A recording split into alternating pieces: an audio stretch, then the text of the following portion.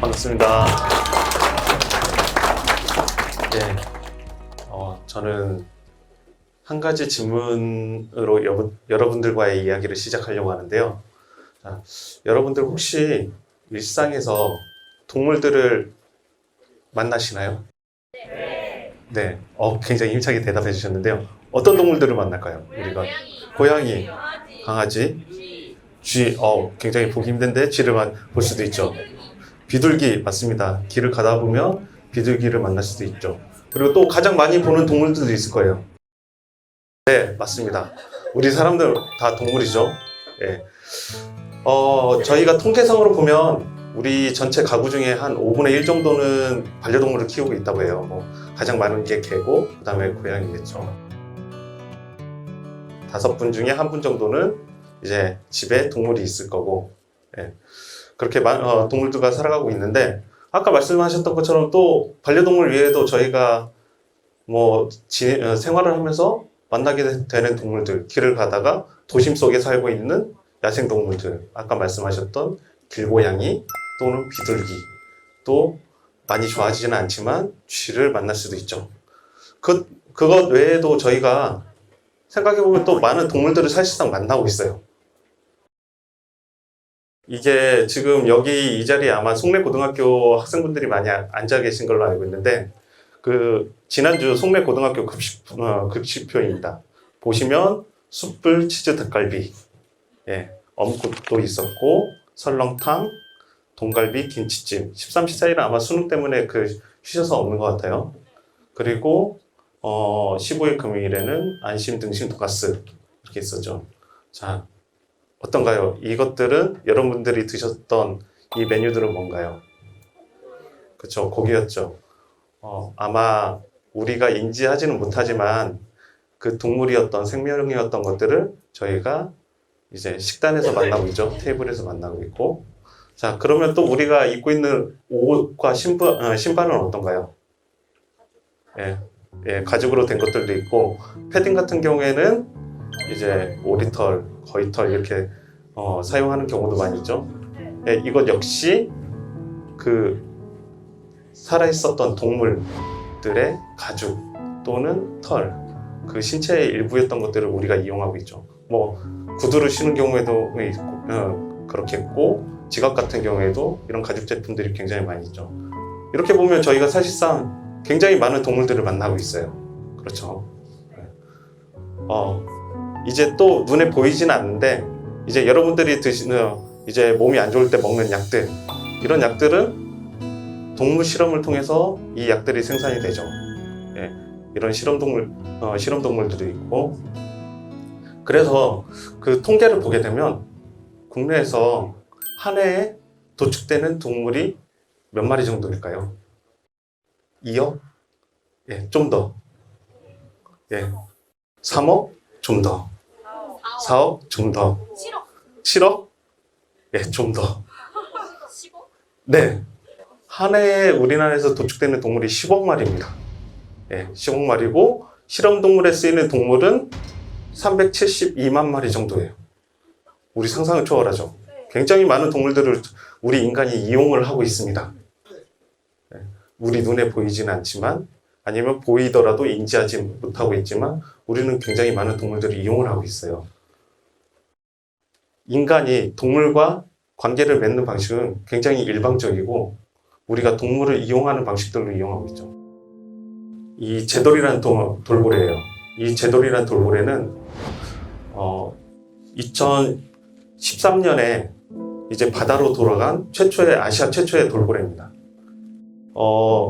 이 제돌이는 제주 연안에서 살고 있는 남방 큰 돌고래인데, 불법으로 포획이 됐어요. 불법으로 포획이 됐고 4년 정도를 전시시설에서 생활을 하게 됩니다. 우리가 이야기하는 수족관에서 생활을 하게 되는데, 이 4년 동안의 제돌이의 생활이 어땠을까요? 지금 자유롭게 이렇게 바다를 헤엄치고 있는데, 4년 동안 이 제돌이의 생활을 상상을 해보면, 보통 야생에서 잡힌 돌고래 같은 경우에는 이제 수족관에서는 먹이로 죽은 생선을 줍니다. 활어를 주지 않죠. 죽은 생선을 먹는 걸 거부를 해요. 자기가 먹던 거가 다르니까. 그러면 순치라는 과정을 거치게 됩니다. 이제 말을 잘 듣게 하는 거죠. 그 과정이 굉장히 단순해요. 어떻게 하냐면 굶기는 겁니다. 먹을 때까지. 굶주린 돌고래가 이제 결국에는 그걸 받아 먹어요. 그러면 이제 그 먹이를 미끼로 해서 하나 둘 동작을 익히게 하는 거죠. 그러면서 이제 여러분들이 보셨던 쇼장에서 점프를 하고 구르고 하는 동작들을 익히게 됩니다. 그런 제돌이도 아마 그런 과정을 거쳤을 겁니다. 이렇게 우리는 아까 먹고 입고 하는 거는 어쩌면 우리 인간의 생존을 위해서 필요한 내용일지도 몰라요. 그렇지만 이 제돌이가 잡혀온 이유는 뭘까요? 보기 어려운 동물을 가까이에서 보기 위해서, 인간의 재미를 위해서. 이처럼 우리 인간은 동물을 이용의 대상으로 그동안 오랜 세월 동안 바라봤던 것 같아요. 그런 점에서 개와 고양이, 우리 반려동물들은 약간 관계가 좀 다른 것 같아요. 그렇죠? 여기에서 혹시 반려동물 키우시는 분들 계신가요? 네. 어떤가요? 반려동물 바라보실 때 그냥 사랑스럽나요? 귀엽고, 네, 사랑스럽고. 그래서 요즘에는 그 반려동물을 가족으로 여기시는 분들도 굉장히 많더라고요. 이렇게 반려동물은 기존 동물과의 관계에서는 많은 다른 그런 특수한 관계를 맺고 있는데, 그러기 때문에 저는 이제 반려동물이 우리가 인간이 아닌 다른 생명을 이해하는 창이 아닐까 그런 생각을 합니다. 그런데 우리가 이 반려동물을 대부분의 반려인들은 굉장히 사랑하고 가족으로 대하고 있는데 모든 사람이 그런 건 아니죠. 우리 민법상으로 동물은 어떤 존재일까요? 물론 동물보호법이 있긴 합니다. 동물보호법이 있긴 한데 우리나라 법체계에서 동물은 물건과 같습니다. 자, 여러분들 핸드폰 다 갖고 계시죠? 여러분들이 갖고 있는 핸드폰 아니면 다른 물건들과 법적 지위가 똑같습니다. 그러다 보니까 이 동물에 대해서 이 반려동물이 생명이라는 생각을 하지 못하는 경우들이 발생을 하는 것 같아요. 그리고 실제로 우리가 그 반려동물을 데려올 때 아까 입양동물의 날 그 사진이 나오긴 했었는데 이렇게 그 보호소나 이런 곳에서 입양을 하시는 경우도 있지만 대략 40% 정도는 어디에서 올까요? 네, 여러분들 혹시 보셨을지도 모르겠어요. 길거리에 있는 펫샵, 펫샵이나 아니면 온라인 사이트 이런 곳에서 40% 정도의 반려동물이 이 경로를 통해서 반려인들의 품에 오게 됩니다. 그때 기준은 뭘까요? 그렇죠. 작고 어리고 이쁜 동물. 상품을 고르듯이 이렇게 반려동물을 데려오게 됩니다. 물론 이제 데려오고 나서는 많이 바뀌시는 것 같아요. 이 반려동물을 데려왔을 때, 펫샵에서 데려왔을 때 그 발생하는 민원 중에 가장 큰 1위가 뭐냐면 이제 반려동물이 질병에 걸려 있는 경우들이 있어요. 그러면 이제 찾아가서 환불이나 뭐 교환 이런 걸 요구하거나 아니면 이제 치료비를 요구하거나 이렇게 하기도 하죠. 이제 펫샵에서 치료비를 주진 않아요. 그런데 많은 반려인분들이 그 치료비를 스스로 감당을 하세요. 내가 데려온 생명인데 얘를 어떻게 다시 보낼 수도 없고, 그러니까 이제 힘들어 하시면서도 그렇게 하시는 경우들이 많아요. 이건 봤을 때 이제 처음에는 이제 동기는 어찌됐든 이 반려동물을 데려오게 되면 실제 마주하게 됐을 때 그 동물에 대한 이제 시각이 변하게 되는 것 같습니다. 네. 그런데 그렇지 못하는 경우들도 있는 것 같아요.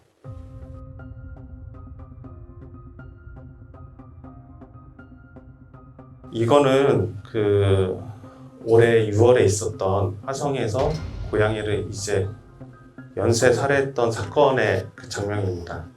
물론 이 고양이는 길고양이였어요. 그 마을 분들이 돌보시던 길고양이였는데 이 학대범이 정말 아무 이유 없이 다가가서 이 길고양이를 낚아채서 그냥 패대기를 친 거죠. 그렇게 해서 이 길고양이가 죽음에 이르렀습니다.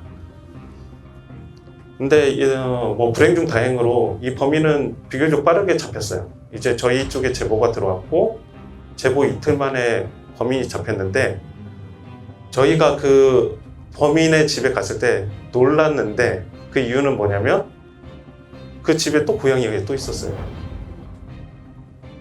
새끼 고양이가 또 있었습니다. 근데 또 알고 봤더니 이 사람은 이 새끼 고양이를 데려오기 전에 이 시컴스라는 길고양이인데 이 시컴스 고양이를 죽인 바로 다음날 자신이 분양받아온 새끼 고양이를 죽이고 또 한 마리를 또 데려온 거예요. 저희가 이제 어쨌든 그 고양이를 구조해서 데려왔습니다. 만약 데려오지 않았다면 그 고양이도 아무도 모르게 또 죽었을지도 모르죠.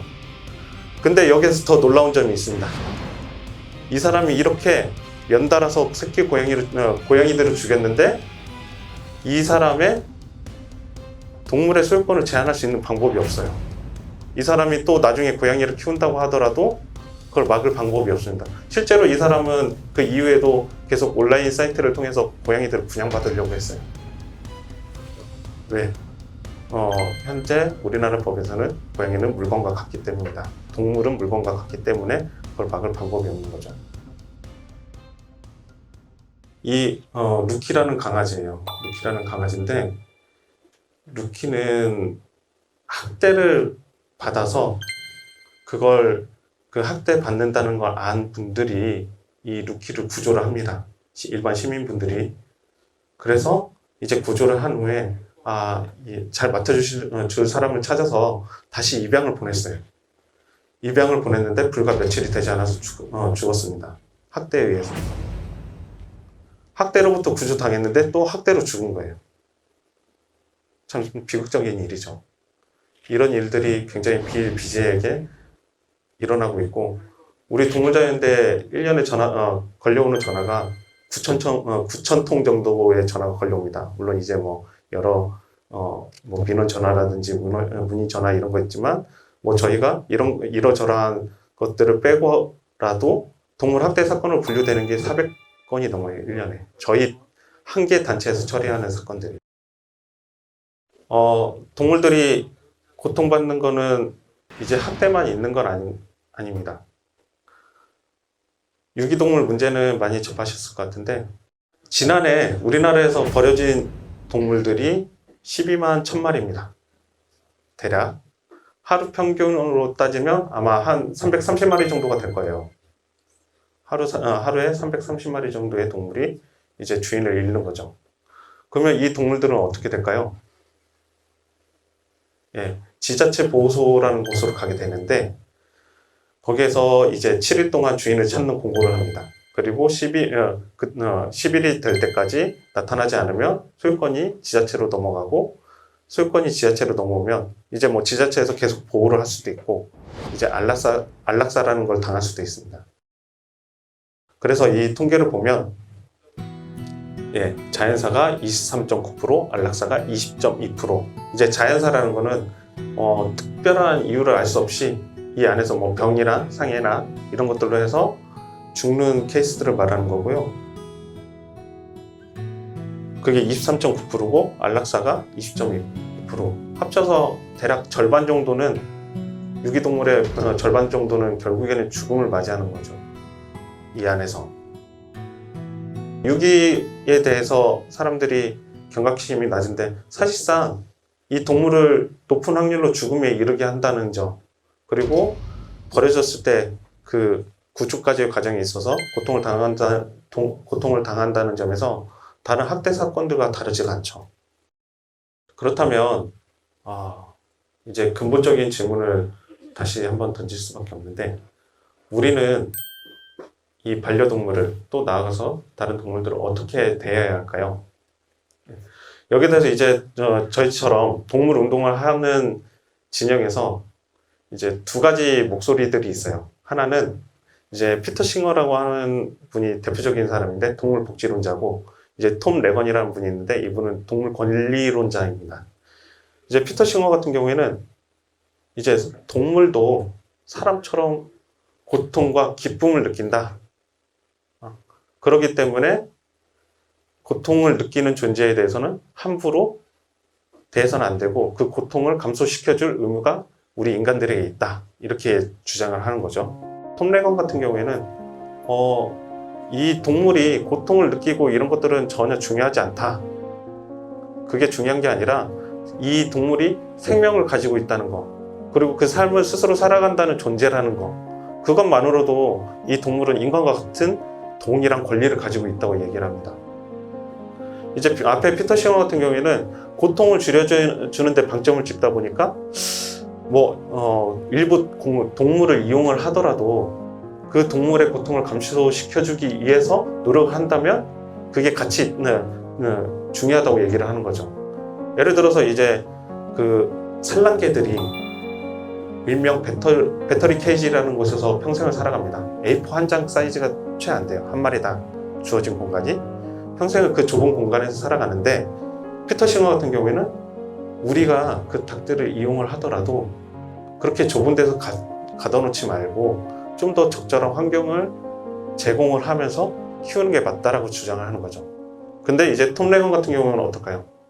아니, 사람처럼 동등한 권리를 가지고 있는 생명체인데 이 동물을 가둬서 인간이 이용한다는 것 자체가 말이 안 된다. 이제 이런 주장을 하는 거죠. 그렇기 때문에 이렇게 농장동물 같이 이용하는 사람이, 인간이 동물을 이용하는 것에 대해서 반대를 하는 입장입니다. 이 두 주장에 따라서 생각을 해본다면 이제 아마 피터 싱어는 이러겠죠. 반려동물을 키울 때 적절한 환경에서 키워줘라. 적절한 환경에서 좀 더 잘 먹고 쾌적한 환경에서 즐겁게 생활할 수 있도록 하는 게 중요하다. 이렇게 얘기를 할 거고, 톰 레건 같은 경우에는 혹시 너 반려동물한테 물어봤니? 너랑 같이 산다는 거에 대해서? 반려동물의 의지가 있는데 삶의 주체로서 살아가는 이 동물을 내가 제한된 공간에 이렇게 키우는 것 자체가 안 된다. 이렇게 얘기할 수도 있겠죠. 어떤 게 정답일지는 모르겠으나 이 두 주장의 근본적인 건 그런 것 같아요. 동물은 우리가 그냥 다루고 있는 물건과는 다르다. 동물은 생명을 가진 존재로서 뭔가 보호하거나 존중하거나 이럴 가치가 있다라는 기본적인 그런 관점이 깔려 있는 것 같습니다. 다만 그걸 어디까지 해석하느냐의 차이인 것 같고요. 그래서 우리는 이 반려동물이라는 문제를 통해서도 우리가 나아가서 인간이 아닌 생명을 바라보는 그런 관점들을 좀 확인을 할 수가 있을 것 같습니다. 저희가 올해 7월에 구포에 부산 구포 게시장이라는 곳이 있는데 전국에서 가장 큰 게시장 중에 하나입니다. 이제 폐업하는 과정에 같이 했었는데, 저희가 진행을 할 때 어떤 분이 본인이 키우던 강아지를 게시경 업자에게 맡기려고 하는 걸로 현장을 저희가 목격을 했어요. 그럼 어떻게 되죠? 걔는 결국엔 식용으로 도살이 돼서 이제 죽음을 맞이하겠죠. 근데 그분은 그 개를 넘기려고 했어요. 그래서 다행히 이제 저희가 현장을 목격하고 그 개를 데려왔습니다.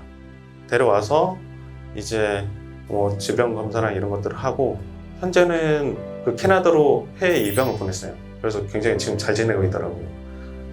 근데 여기서 딱 의문이 드는 것 중에 하나가 뭐냐면, 대박이라는 개는 그 전에 앞에 있을 때는 반려동물이었겠죠. 그런데 개식용 업자한테 넘어가는 순간 식육견이 됩니다. 그리고 다시 입양을 갔을 때는 반려견이 됐어요. 그러면 이 대박이의 존재의 가치가 변화가 됐을까요? 그동안 변화가 있었나요? 대박이는 대박이로서의 존재의 가치가 그동안 변화가 됐을까? 우리 이런 질문들을 던져보면 우리의 관계에 따라서 우리가 그냥 임의대로 설정을 했을 뿐이죠. 그리고 평가를 하고 얘는 반려동물이니까 좀 더 챙겨주고, 얘는 식육견이니까 이렇게 살다가 죽음을 맞이할 수도 있고, 또 다시 반려견이 됐을 때는 거기에 따라서 뭔가 환경이 변하고 그런 거죠. 그리고 예를 들어서 돼지 같은 경우에 돼지를 최근에는 이제 반려동물로 키우는 분들이 많이 늘었죠. 네, 많이 늘었어요. 그러면 기존에 우리 왜 돼지는 반려동물로 키우지 않았을까요? 뭐 돼지를 그냥 돼지는 먹는 거지 무슨 내 반려동물 키우는 거야 그런 인식들이 있었을 거예요. 그리고 돼지는 뭐 지저분하다, 불결하다, 더럽다 이런 인식들이 있잖아요. 근데 사실은 돼지가 그렇진 않죠. 돼지 같은 경우에는 그 본인이 먹이를 먹는 장소와 배변을 보는 장소를 구분을 합니다. 그리고 지능 목욕이라든지 이런 것들을 굉장히 좋아하고 청결한 걸 좋아하는 동물이에요. 근데 우리의 잘못된 인식과 고정관념으로 인해서 돼지를 키운다고 하면 굉장히 놀라죠. 아직도 많은 사람들이 돼지를 키워? 심지어는 이제 산책을 데리고 나가면 키워서 잡아먹으려고 하냐 이렇게 물어보는 분들까지 있다고 합니다. 예. 우리가 어떤 인식을 가지고 이 생명체를 바라보느냐 동물을 바라보느냐에 따라서 우리가 굉장히 많이 달라지는 것 같아요. 이게 대하는 태도가. 저는 그래서 이러한 우리의 태도를 관점을 인식을 좀 더 확장을 한다면 반려동물을 넘어서 우리 이 지구상에 함께 살아가는 이 동물들과 좀 더 조화롭게 행복하게 살아갈 수 있는 그 시작점이 되지 않을까 그런 생각을 했고 이런 내용들을 여러분들과 오늘 공유하고자 했습니다. 예, 오늘 경청해 주셔서 감사합니다.